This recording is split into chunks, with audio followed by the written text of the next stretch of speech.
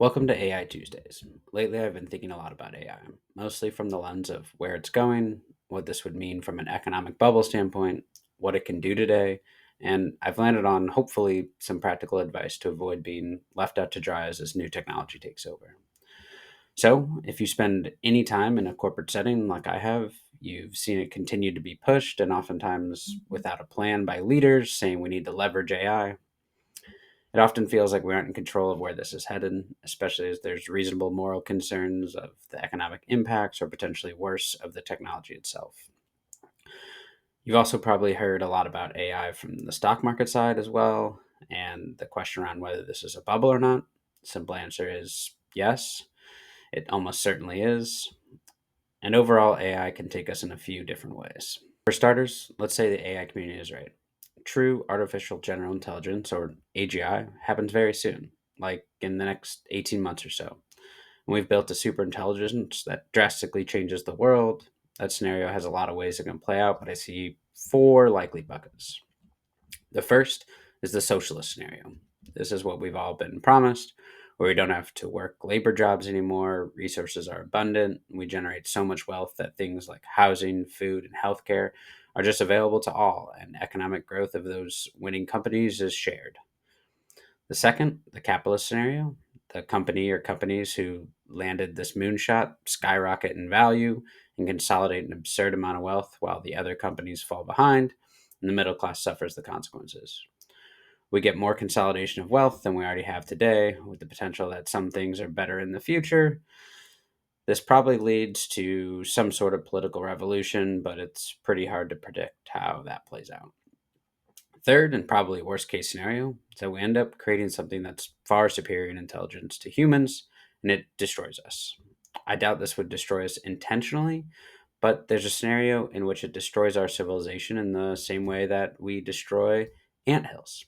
Today, we build houses while never in intention to kill ants. We don't really go out of our way to save every single one as we create the world we want to live in.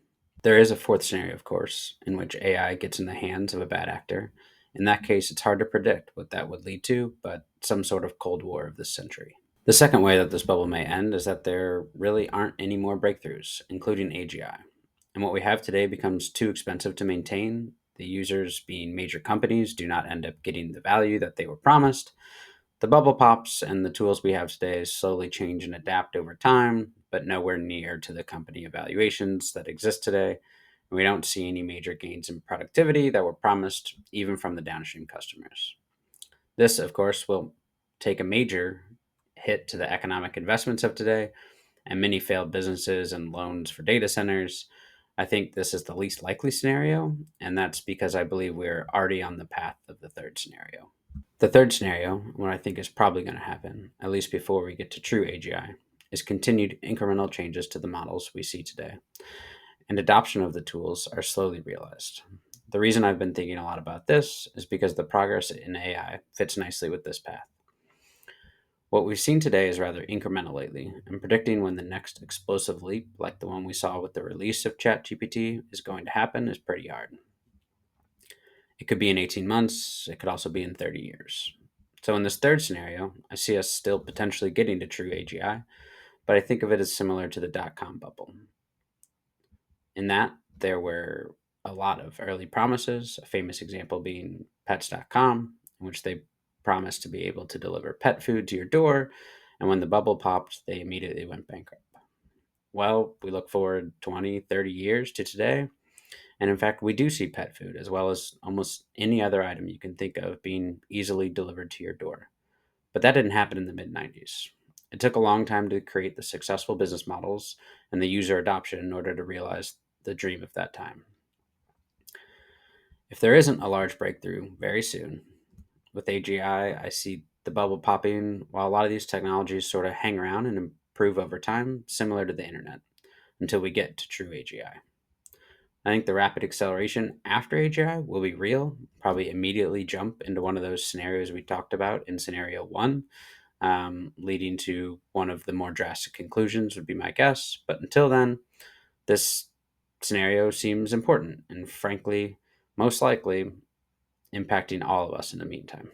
The reason this has been on my mind a lot lately is because the conversations about AGI are mostly of the conversations around where AI is taking us and what the future looks like, and whether that's grand and glorious, the destruction of humanity, or the complete collapse of the working class.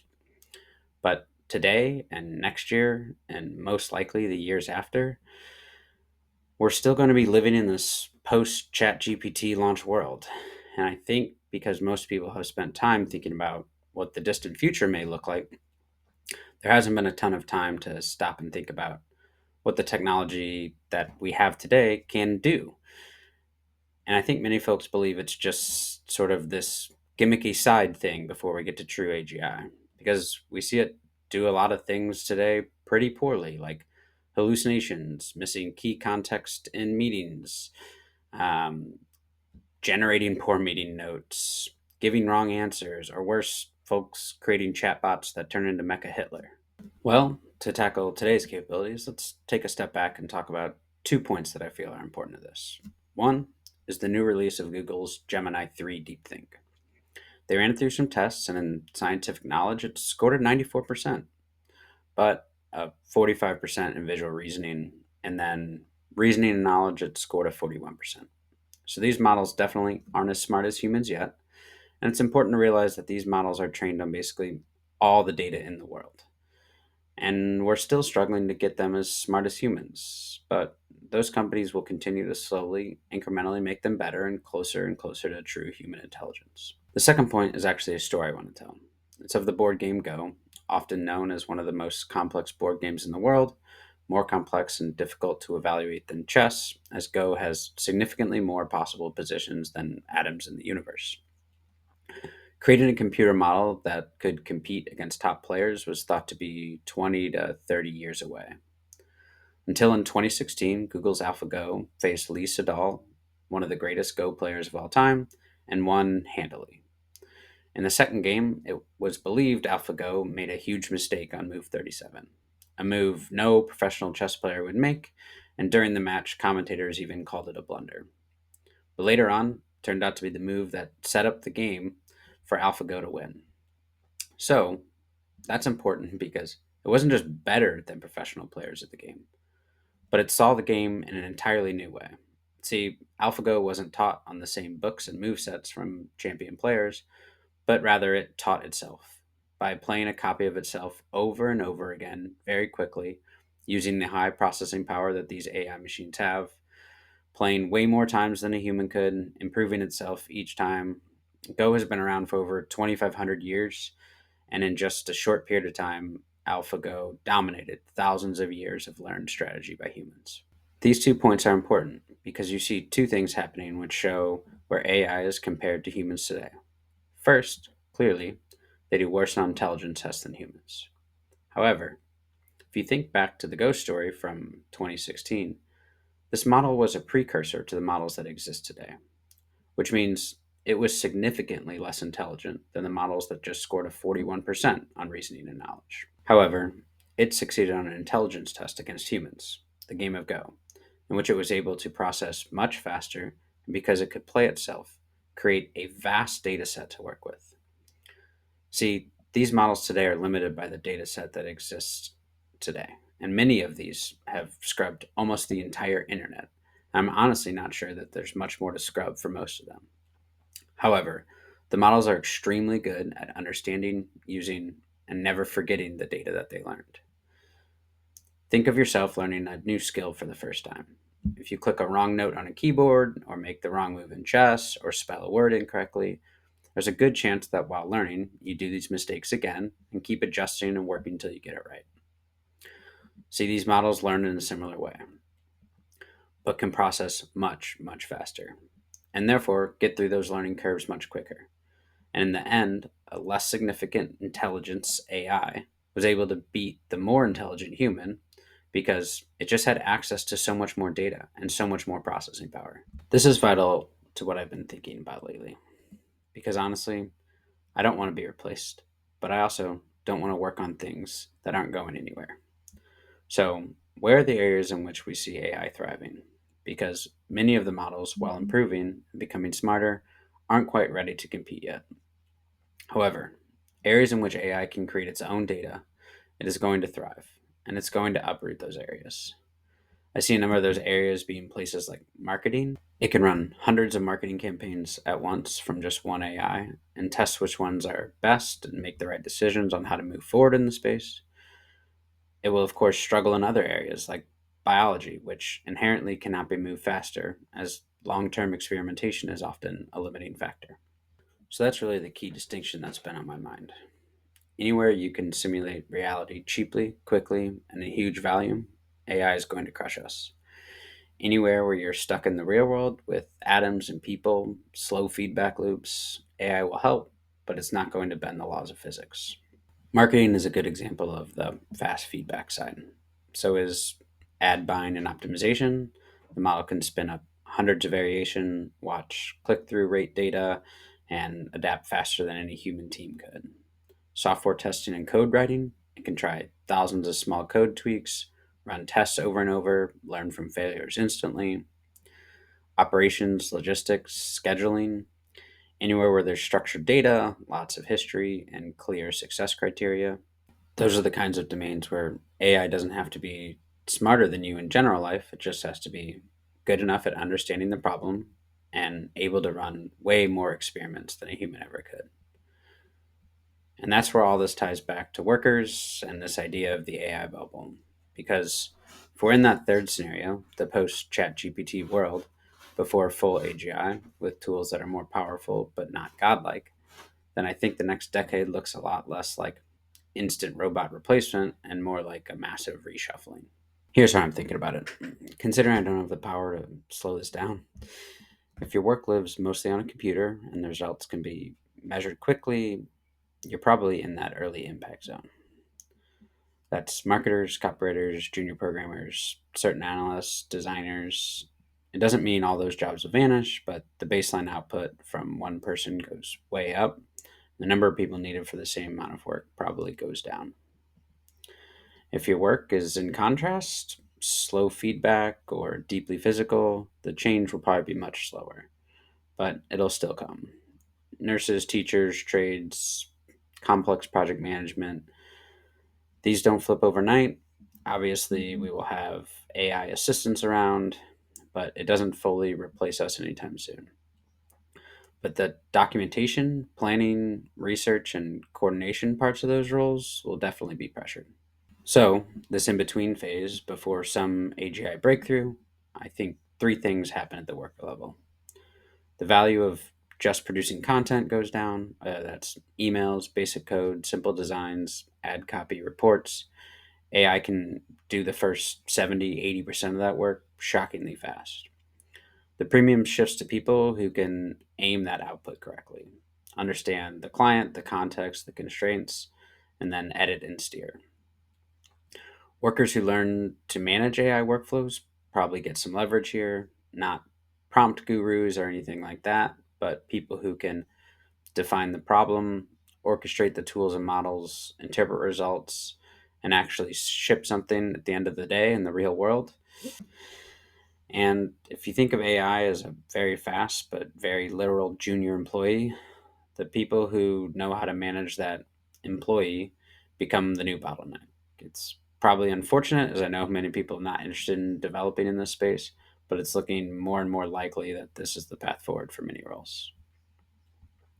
The pain is real, even if the sci fi scenarios don't show up yet.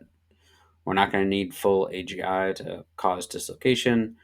You just need enough automation in the right parts of the value chain to potentially freeze hiring, make some entry level pass an error, which we're already seeing reports of, and push more responsibility onto fewer people. And that's why I care so much about this third scenario that I brought up, because that's the one most of us are actually going to have to live through. Not the utopian socialist world, not the instant extinction scenario, but the much messier reality where we live in, where some of these companies fail, the valuations crash, there's potential economic downturns, maybe some of the hype dies down. But meanwhile, the underlying technology quietly keeps getting better, 5-10% each year, and starts eating away at specific parts of our jobs and the economy. So, what do you do with that practically? I boil it down to a few simple attitudes. Treat AI like Excel, not like magic. AI didn't eliminate jobs overnight, but it completely changed what a competent knowledge worker looked like.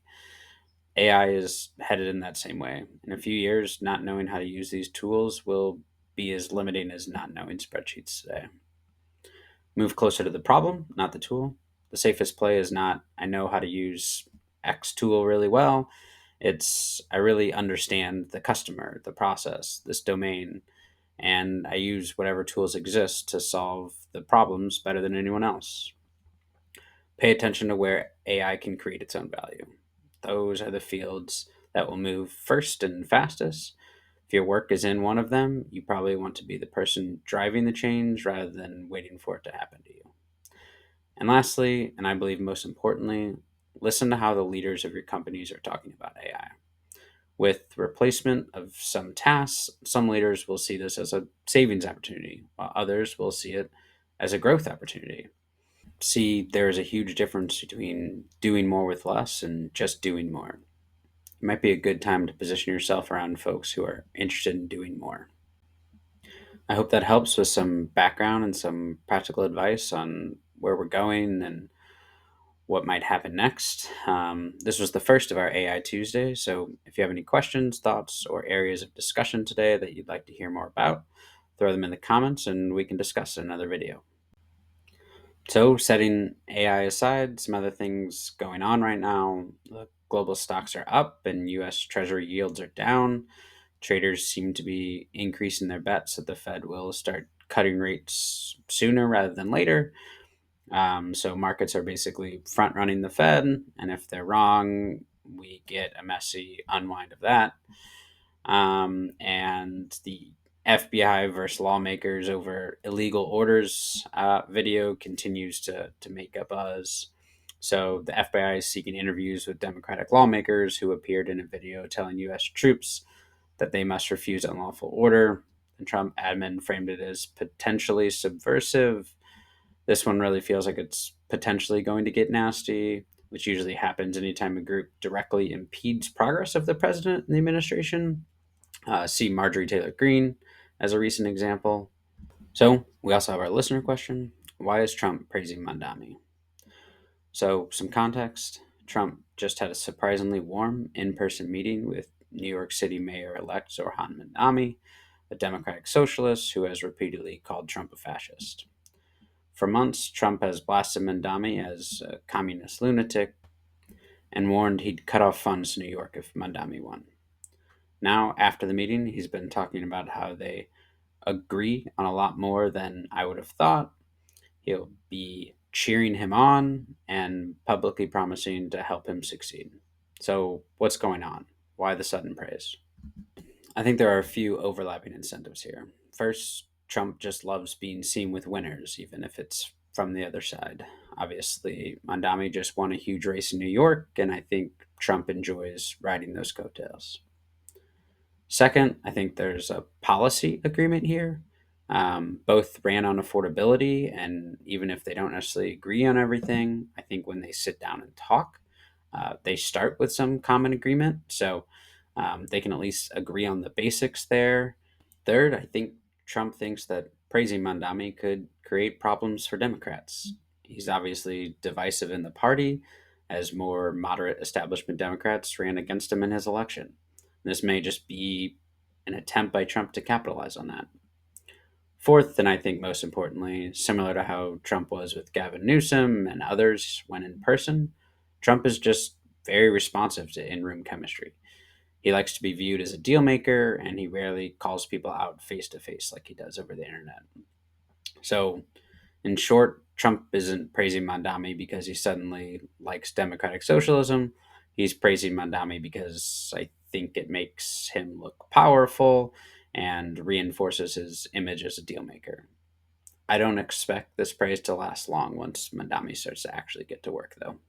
So, those are my thoughts from November 25th, 2025, or the 110th anniversary of Einstein presenting the field equations of general relativity, which are basically the math that says matter and energy tell spacetime how to curve, and that curved spacetime tells matter how to move. Instead of thinking of gravity as an invisible force pulling objects together, these equations describe gravity as the geometry of the universe itself. And that shift ended up explaining things Newton's laws couldn't, like the precise orbit of Mercury and the way light bends around massive objects. And it sits underneath modern tech like GPS, which actually has to account for relativity just to stay accurate.